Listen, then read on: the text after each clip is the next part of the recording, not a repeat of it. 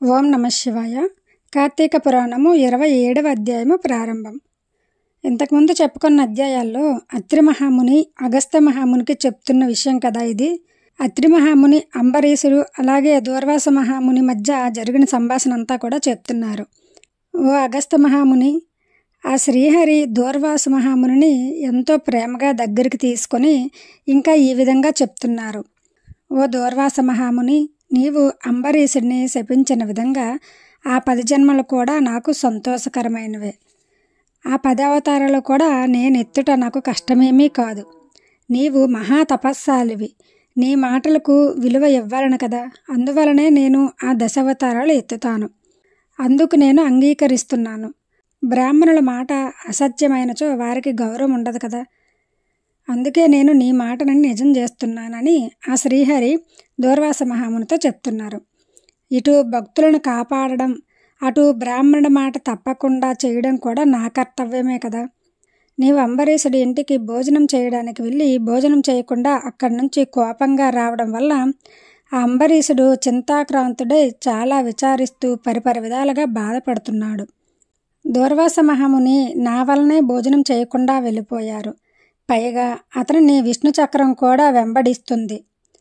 ప్రజారక్షణే రాజ్యధర్మం కదా, నేను ఇలా చేసి ఉండకూడదు. ఒక బ్రాహ్మణుడు దుష్టుడైనా సరే అతనిని అంతకంటే జ్ఞానులైన బ్రాహ్మణులే శిక్షించవలను. ఒక విప్రుడు పాపి అయినా సరే ఇంకో విప్రుడు మాత్రమే దండించవలను. ధనుర్బాణములు ధరించి ముష్కరుడై యుద్ధంకి వచ్చిన బ్రాహ్మణుడిని తప్ప మరెవరిని కూడా ఎప్పుడూ దండించకూడదు కదా. అలాగే బ్రాహ్మణ యువకుల్ని దండించడం కంటే మహాపాతకం ఇంకొకటి లేదు.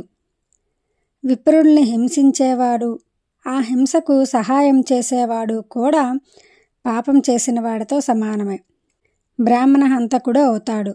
బ్రాహ్మణుల్ని సిగబట్టి లాగినవాడు, బ్రాహ్మణుల్ని కాలితో తన్నివాడు, అలాగే బ్రాహ్మణుని ద్రవ్యాన్ని అపహరించేవాడు, బ్రాహ్మణుల్ని గ్రామం నుండి తరిమేవాడు, వీళ్ళందరూ కూడా బ్రహ్మహంతకులే. వాళ్ళకు బ్రహ్మహత్య పాపకాలు చుట్టుకుంటాయి. ఓ దూర్వాస మహర్షి, అంబరీషుడు నీ గురించి చాలా విచారిస్తూ ఉన్నాడు. మహాతపస్శాలి అయిన ఆ దూర్వాస మహామునికి నా వలన ప్రాణ సంకటం కలిగింది. నేను చాలా అపరాధం చేశాను అని అంబరీషుడు చాలా విచారిస్తూ ఉన్నాడు. అయ్యో, నేను బ్రాహ్మణ హంతకుడిని అవుతానేమోనని పరిపరి విధాలుగా బాధపడుతూ ఉన్నాడు. కాబట్టి ఓ దూర్వాస మహాముని, నీవు వెంటనే అంబరీషుడి దగ్గరికి వెళ్ళుము. అందువలన మీ ఇరువురికి కూడా శాంతి లభిస్తుంది అని ఆ విష్ణుమూర్తి దూర్వాస మహామునికి చెప్పి అంబరీషుడి దగ్గరికి పంపించను. ఇది కార్తీక పురాణము 27వ అధ్యాయము సమాప్తం. జై శ్రీమన్నారాయణ.